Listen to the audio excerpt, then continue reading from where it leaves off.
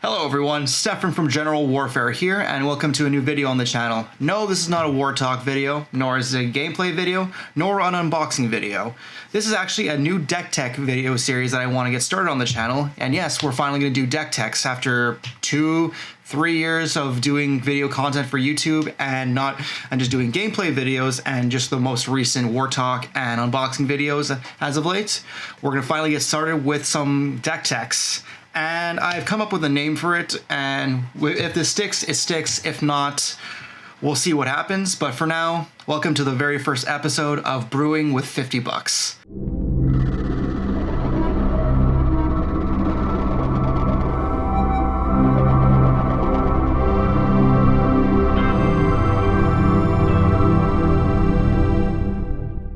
So our inaugural video will go to the partner pair of LIVIO, Oathsworn Sentinel and Kodama of the East Tree. Now, these two generals I've already talked about in my Commander Top 10 videos for monocolor pairings. If you haven't seen it, please click right up here.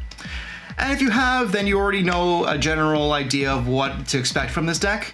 However, if you don't, I'm just going to go over quickly what the generals do, and then I'll get started into a breakdown of how the deck is going to function. So, LIVIO is a 2/2 for 1 and a white, and it has the abilities 1 colorless and a white. Choose another target creature. Its controller may exile it with an Aegis counter on it. And it also has 2 and a white, and tap it to return all exiled cards with Aegis counters on them to the battlefield under their owner's control. So this is basically pseudo bounce, pseudo flicker. It's more a slower build to an eventual payoff. And Kodama of the East Tree is a 6/6 for 4 and 2 green with reach, and it has whenever another permanent enters the battlefield under your control. If it wasn't put onto the battlefield with this ability, you may put a permanent card with equal or less converted mana cost from your hand onto the battlefield. So basically with this partner pairing, you're going to be using LIVIO to exile your creatures, put them into exile with Aegis counters on them, and then whenever they come back into play with Kodama, you're going to be emptying your hand out with more permanents, more creatures, and everything of the sort. With this, we're going to break down a couple of different categories as to what each of these fall under. So basically, we're going to get started with our first category, which is enter the battlefield. So these are all the creatures that have enter the battlefield abilities that profit from them coming into the field and with repeated effects. So we're going to get started with our Motto Worm, which basically every time it enters the battlefield, you get a 5/5 green worm token onto the field. Charming Prince, which actually benefits you in multiple ways because you get to scry 2, you get to gain 3 life, or you get to exile another creature you own and basically return onto the battlefield under your control at the next end step. So basically it's a flicker ability on it in and of itself. Farhaven Elf gets you more lands onto the battlefield. Felidar Guardian is another pseudo flicker and part of the combo piece in this deck. Fiend Hunter, everybody knows this card if you're playing budget, and if you haven't been playing budget or you don't know this card already, basically you exile another creature when it enters the battlefield, and it only leaves when Fiend Hunter leaves the battlefield. Flicker Wisp is another flicker ability. Basically, whenever it enters the battlefield, you just flicker another creature, and it comes back at the next end step. Kogla, the Titan Ape, basically gets to fight a creature whenever it comes into play. So basically, if there's a pesky creature that needs removed, you just flicker Kogla and you just fight it. Meteor Golem blows up another permanent an opponent controls. Reclamation Sage blows up an enchantment or an artifact. Revelark is recursion, so basically you get to bring back something with power 2 or less from the graveyard to the battlefield. Most notably, this is a combo piece with Karmic Guide, but there is no Karmic Guide in the deck. This is basically just a repeated recursion. And keep in mind, we're also running with a $50 budget, ultimately. Stonehorde Dignitary basically nullifies any opponent from having a next combat step on their turn. Sun Titan is repeatable. Basically, whenever he enters the battlefield or whenever he attacks, you get to return a permanent with converted mana costs 3 or less from your graveyard to your battlefield. So you can flicker Sun Titan, you can have him attack anytime, and you basically get your 3 converted mana cost things back from the graveyard. Basically, a good majority of this deck is converted mana cost 3 or less. There's only a few exceptions, and for the most part, you're going to be getting all your pieces back no matter what and keep flickering them. Now, Terastodon, if you don't know, is a repeatable effect. Whenever it enters the battlefield, you destroy up to 3 target non-creature permanents and gives elephants for each one of those permanents destroyed. So you keep repeating a cycle, combo going off. You have Terastodon basically blowing up everybody's non-creature permanents and giving them elephants. Then you have Thragtusk, which basically allows you to gain 5 life whenever he enters the battlefield and get a 3/3 beast whenever he leaves. So if you're constantly flickering Thragtusk, you're basically getting 5 life each time he enters the battlefield and another beast every time he leaves. Wall of Blossoms is an extra card draw whenever it enters the battlefield. Wood Elves is an extra force whenever it enters the battlefield. Woodfall Primus is one of the more expensive cards I decided to add to the deck, and basically it's amazing considering it destroys a non-creature permanent. It's the same thing like Terastodon, except it also has persists whenever it dies, so there's no stack abilities in this deck, so it's not benefiting from its persist ability. It's just mostly used as a non-creature permanent destroyer. And lastly, Yasharn basically gets you a forest and a plane to your field, and it's also protection from anybody paying life or sacrificing non-land permanents to cast spells or activate abilities. So basically a double bang for your buck. Now we're gonna get to the value section, with our first one being Aid from the Cowl. So it has, at the beginning of your end step, if a permanent you controlled left the battlefield this turn, reveal the top card of your library.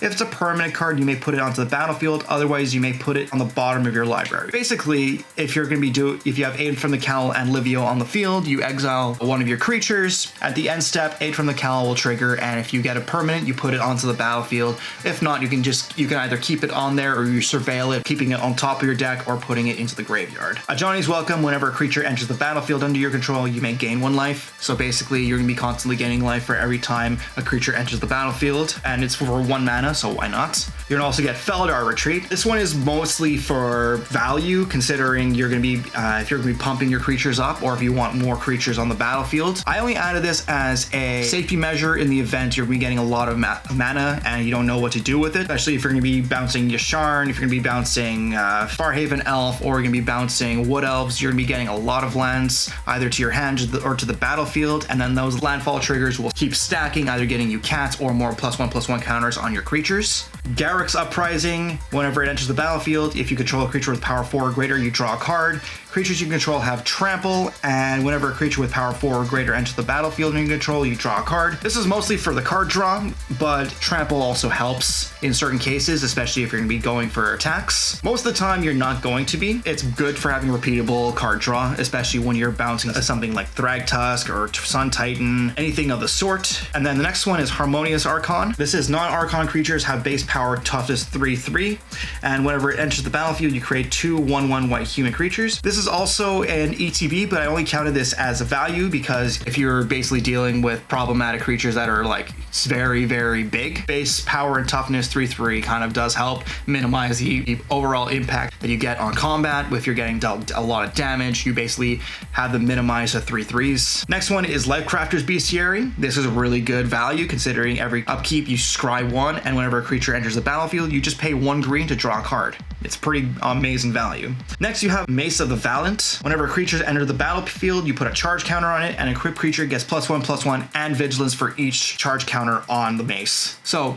again, if you're going to be constantly flickering and bouncing creatures, it's amazing, especially when you're going to be stacking a lot of charge counters on this mace. You equip it to one of your creatures, it gets vigilance, and if you have the Garruk's Uprising on the field, you have the trample ability. Pretty sick. Pretty sweet, I would say. You also get Path of Discovery, so whenever a creature enters the battlefield under your control, it explores. And explore is reveal the top card of your library, put that card into your hand if it's a land, otherwise put a +1/+1 counter on the creature, then put that card back or put it into your graveyard. So basically, you're sifting through your deck. You're either going to be getting lands to your hand, which is never bad, and basically with Explore, if you're flickering creatures, you're seeing the top card of your deck all the time. You're either going to be getting +1/+1 counters on creatures, or you're going to be drawing lands and filtering out your deck a little bit more. Then you have Season of Growth. Now, whenever a creature enters the battlefield under your control, you scry 1, and whenever you cast a spell that targets a creature you control, draw a card. This is mostly for the Enter the Battlefield ability. This is again another scry ability, so you get to see the top card of your deck, you get to manipulate it. If you want to keep it on top, put it on the bottom. That's the main reason why I'm adding so many scry abilities in this deck. Basically, you always want to see what the top card of your deck is if you want to keep it on there, if you want to put it on the bottom. That way you can set up your next turn or the next turn after that. Next, you have Soul of the Harvest. Whenever another non-token creature enters the battlefield under your control, you may draw a card. Again, flickering. If you're constantly having creatures come into play, you're going to be drawing a lot of cards. Have a scry ability, see the top card first, and then before you draw the card, that way you can manipulate the top card of your deck, put it in the bottom, and then, or keep it on top, and then draw that card, and then you do it so on and so forth for the next ones. Now we're going to get into Flicker. In the event of anything should happen to your creatures, you can always flicker them out of harm's way. Starting with Acrobatic Maneuver, so you exile a target creature you control, then return that card to the battlefield under. So let's just say you have Season of Growth on the field, you have Stonehorde Dignitary and Acrobatic Maneuver. Basically you have Acrobatic Maneuver, Stonehorde Dignitary, and you have the Season of Growth or the Soul of the Harvest. We'll have both in this instance. You flicker the Stonehorde Dignitary, it'll come back. One opponent will not get a combat step. You get the draw trigger first from the Acrobatic Maneuver because it's cast onto your Stonehorde Dignitary. You draw it. When it comes into play, then you get to stack it to where Soul of the Harvest will trigger last, Season of the Growth will trigger first. You get to manipulate the top card of your deck, see it. If you don't like it, put it at the bottom. If you like it, keep it on top, and then you draw that card. Cloud Shift, exile target creature you control, then return that card to the battlefield under your control. Same thing, it's a flicker ability, and with this deck, you're gonna be flickering a lot of creatures. You're gonna be wanting to keep those enter the battlefield consistent, and you wanna keep them constant as well. And Conjurer's Closet, again, another more expensive card on this list. However, it's at the beginning of your end step, you may exile target creature you control, then return that card to the battlefield under your control. So end step flicker, it's amazing. You want to keep flickers constant, and you want to keep the enter the battlefield abilities constant and consistent. Eerie Interlude is an instant that you can exile multiple of your creatures and have them enter the battlefield at the same time, causing their enter the battlefield abilities to trigger as well. And then you can just keep stacking it as well with other enchantments or other artifacts or anything of the sort to basically get an advantage over your opponents.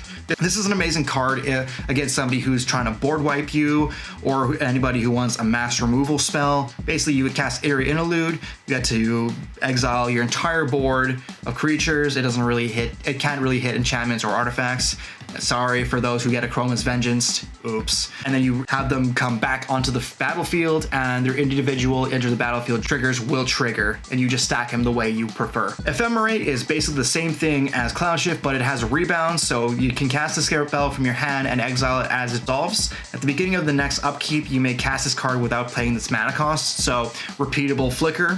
Then you have Flicker of Fate, which is exile target creature or enchantment. Then you have Long Road Home, which is exile target creature, and then at the end step, you put a +1/+1 counter on it. And part of my combo piece, the combo setup is Lumbering Battlements. So whenever it enters the battlefield, you exile any number of other non-token creatures you control until it leaves the battlefield. We'll get to that in just a moment. Otherworldly Journey is another flicker ability with another +1/+1 counter on it. And lastly, we have Restoration Angel. But Restoration Angel, which has flash and flying, and you can exile target non-angel creature you control and then return that card onto the battlefield under your control. So basically, we're gonna get to the main combo of this deck at the very end of the video. If you like this video so far, please consider subscribing and hitting that bell icon to be notified of all the videos that come out. And if you like what you're listening to right now, please comment. I see every single comment that comes up, and I do appreciate it because it does help with the algorithm. By the way, I just want to make a point here, just to say I know how dark it is already in my room, and I just wanted to let you know, no, this is not me filming at like 10 o'clock at night. This is actually at 4:46 p.m. This is what happens in Canada, especially after daylight savings time. It gets really dark really fast over here. Next, we're gonna get into removal, because honestly, every deck needs a bit of removal, and especially when you're gonna be dealing with a lot of decks that are gonna be outspeeding you in certain capacities, you do need some forms of removal. Starting with Beast Within. So Beast Within is destroy target permanent. Its control creates a 3/3 green beast creature token. This is a staple in every green deck, and every green deck should have this card. If you're not running Beast Within in your deck, what are you doing? Then we have Generous Gift, which has become a new white staple. It's the exact same thing as Beast Within, but you replace the beast with a 3/3 elephant. Then you have Kenrith's transformation. Basically, whenever it enters the battlefield, you draw a card, and the creature loses all abilities and is a green elk creature with base power and toughness 3/3. Yes, there's a lot of memes on Kenrith's transformation and Kenrith having, you know, elk everywhere from last year. But nonetheless, this is kind of a helpful ability, especially with problematic commanders or problematic cards on the battlefield when you're trying to advance your board state and somebody has a commander. Let's just say they have True Lane on the field, and for the most part, they're accelerating further than you. You just enchant them with Kenrith's transformation, and given they don't counterspell it or they let the ability resolve, basically it's on True Lane, and they'll have to use one of their spells or one of their abilities to, or one of their actions basically, to remove Kenrith's transformation, while you net an extra card on top of it. Next, we have Mangara of Karandor, which is basically tap to exile it and target permanent. Now you can flicker this at the same time. You basically have the, if I remember the stack correctly, you have Mangara's ability on the stack before you flicker Mangara, and it'll return to your hand and before it exiles itself, and you can target another creature or another permanent that will get exiled. Comment down below if I'm wrong on this. I need to know. Next, you have Nature's Claim, which is basically destroy target artifact or enchantment and its controller gains 4 life. For 1 green, this is also a really good card. If you're not playing this, what are you doing? Naturalize is great, but this is significantly better. Now, next we have Path to Exile, which is one of the more expensive cards in this deck. Exile target creature, its controller may search their library for a basic land card and put that card onto the battlefield tapped and shuffle their library. So basically, you can either, if you're behind on lands and unfortunately one of your creatures needs to bite the bullet, or somebody's gonna target it to either gain control of it or destroy it, you can exile your creature and net yourself an extra land, or it's just basic spot removal for something you don't want to see on the battlefield. Next, we have Return to Nature, which is much better. Naturalize. Basically, Naturalize is just destroy target artifact or enchantment. This gives you the added benefit to destroy an artifact or enchantment, or exile target card from a graveyard. For all graveyard-based decks, this is a very tricky card because this will muddle your plans in incurring further cards and getting further advantage. Basically, Muldrotha decks will be infuriated with this card, considering if you want to target a card out of your graveyard, or if there's a problematic card that goes into your graveyard and somebody has a Return to Nature, they use it on that card and it's gone. Goodbye, Peregrine Drake combo. Next, we have Sundering Growth, which is basically destroy target artifact or enchantment, then populate for the split cost of green-white ×2, basically. It's another naturalize, but it also has populate, and it's flexible with its colors, so you basically are not hampered on what color you need to use Sundering Growth. So if you have 2 forests that are untapped or 2 plains that are untapped, or a combination of the 2, and you can basically play the card and destroy whatever is problematic on your side of the field. Next, we have Sylvan Reclamation, which is exile up to 2 target artifacts and or enchantments, and also has basic land cycling. So if you can't afford the 5 mana cost for Sylvan Reclamation, you can use it to basic land cycle, which is very flexible with this card. Ultimately, you can also use this to exile artifacts and enchantments that are very problematic on an opponent's side of the field. Next, we have our 3 board wipes. Basically, this is just coverage if your entire board is clear. Let's just say, and for instance, a perfect example of this would be, let's just say you have all your cards exiled with Aegis counters, and then Livio leaves the battlefield. You can use one of these board wipes, get Livio back in the field, and then you can activate his ability whenever his summoning sickness is further extinguished. You could start using Citywide Bust, which is destroy all creatures with toughness 4 or greater. This is just a basic budget board wipe. Say that 3 times fast, I dare you. This is mostly to get rid of problematic big creatures, and let's just say somebody's advancing their board state further than you, and they have all their big creatures where they can destroy you, kill you in one swing. You just use Citywide Bust, and it doesn't break how much mana you spend on it. It's just 2 white and 1 colorless. Next, you have Cleansing Nova, which is 3 and a white, and you get to either destroy all creatures or destroy all artifacts and enchantments. This is a very flexible card because it allows you to choose between creatures or artifacts and enchantments. So whichever is more problematic in your case, whether it be artifacts, enchantments, or creatures itself, basically you have the flexibility to destroy whatever is hampering your progress. And finally, we have Fumigate, which is destroy all creatures, and you gain 1 life for each creature destroyed this way. So same idea with Citywide Bust. If either your creatures go as well, or if you have an entire board that is just wiped, you net extra life because of the creatures that get wiped as well. Next, we're gonna get to the 2 protection cards that I have on this list, not including Yasharn.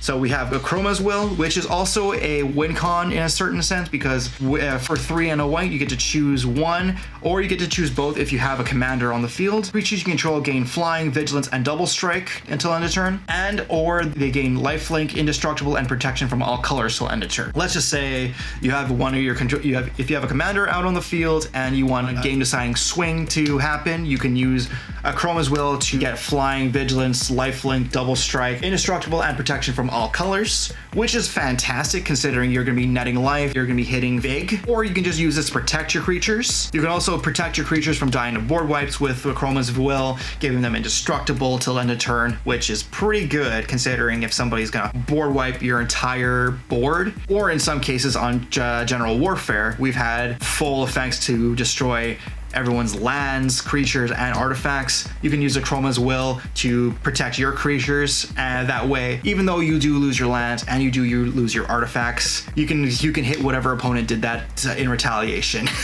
And we also have Sejiri Shelter, which is one of the new flip lands, or I don't know what they're considered. Forgive me for not knowing the actual terminology for this, but it's the one that you either get to flip it and use it as a land that comes into play tapped. In this case, it is a plains, or you use it for its instant ability, which is 1 and a white, and target creature you control gains protection from the color of your choice till end of turn. I don't know. To me, this is very flexible considering you get to either use it as a land if you direly need a land on the field. You can use this to play your further spells coming up, or you can use this to protect one of your creatures if in the event of a spot removal or somebody trying to target your creatures, you can just protect them from that. Now we get to our draw spells. This is the important part of the deck considering our generals do not give us the value we need to constantly keep getting further fuel in our engine. So we need more and more card draw to get more and more fuel into our engine. We're going to start off with Harmonize, which is a green staple in and of itself. It's 200 green to draw 3 cards. Obviously, we have Latinoir Visionary, which is 200 green. Whenever it comes to enter the battlefield, you draw a card, and it's also a mana dork, netting you 1 extra green mana. You also have Primordial Sage. Whenever you cast a creature spell, you may draw a card. So this doesn't particularly affect you when you're blinking creatures. However, whenever you're casting more creatures, you get to profit off Primordial Sage. When you cast a creature, you draw a card. Cast a creature, you draw a card. Shamanic Revelation, which is draw a card for each creature you control, and it has Ferocious. You gain 4 life for each creature you control with power 4 or greater. Most of the time, it's just going to be used for the card draw, but you can also make the argument to gain life from, let's just say, Kodama being on there. Let's just say Terracodon, Sun Titan, Thragtusk being on the field, even Kogla being on the field, you gain extra life from them. You're gaining an extra 4 life from them. And then we're gonna get to our Recursion. There's not too much from here. It's basically the same creatures that I've already mentioned. 2 of the same creatures, Sun Titan, Revelark.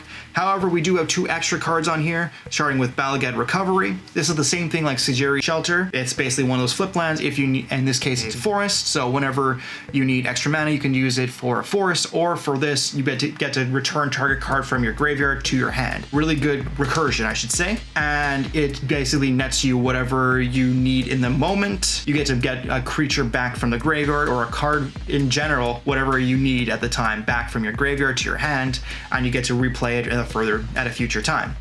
And you also have Regrowth, which is the same thing for 1 less return target card from your graveyard to your hand, which again, you kind of need, in certain cases you need Recursion, because with this deck, it's kind of fragile. If you don't get an engine running, it's kind of like a glass cannon. One of your value engines keeps dying, it's just gonna break the machine apart, and you kind of need those cards to get the engine rolling.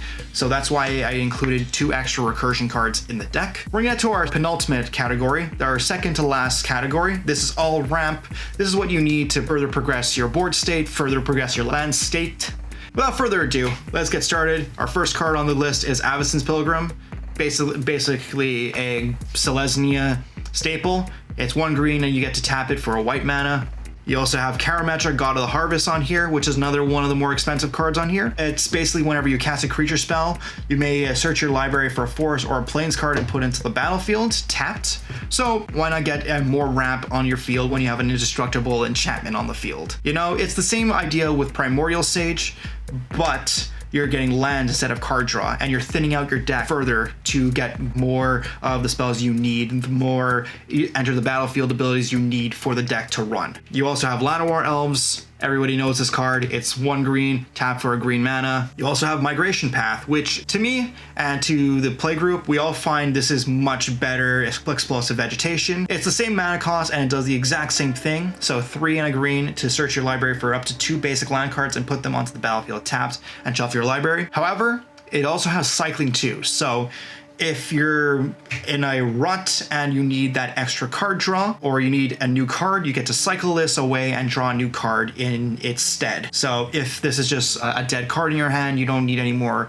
lands on the field, cycle it away, get a new card. You also have Paradise Druid in the deck, which it has hexproof as long as it's untapped, and has 1 and a green to tap for 1 mana of any color. And green staple, Rampant Growth, everybody knows what this does. Search your library for land and put that into the battlefield tapped for 1 and a green. You have your Selesnya Signet, which is this is the only mana rock I put in the deck, only because it's just helpful acceleration in the event that you desperately need it. And now we're gonna get to our last category, which is our land base. This is what makes the deck run. In this deck, we're running 33 lands, and with it, we're running Blighted Woodlands. That's basically tap for a colorist, and 3 and a green to sacrifice Blighted Woodlands to Explosive Vegetation or Migration Path. Basically gets up to 2 basic lands and put onto the battlefield. You have Evolving Wilds and Terramorphic Expanse, which in and of itself just sacrifices themselves to put a basic land on the field tapped. You have 14 plains in the deck, and you have 16 forests in the deck, and that brings it to 100 cards.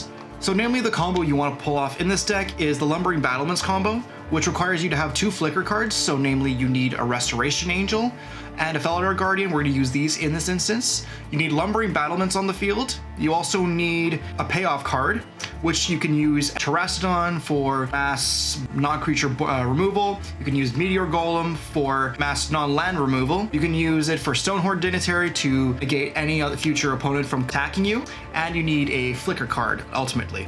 Mostly you need you'll need these cards on the field. You'll need Felidar Guardian, you need a payoff card, you'll need Lumbering Battlements, hopefully exiling the payoff card, and you need the first flicker card to be exiled. So let's just say you cast Restoration Angel, you're gonna flicker the Lumbering Battlements, which will have Felidar Guardian and the payoff card of your choice on the field. And then you stack the triggers to where before the Lumbering Battlements comes on the field, you stack it to where Felidar Guardian will exile Restoration Angel.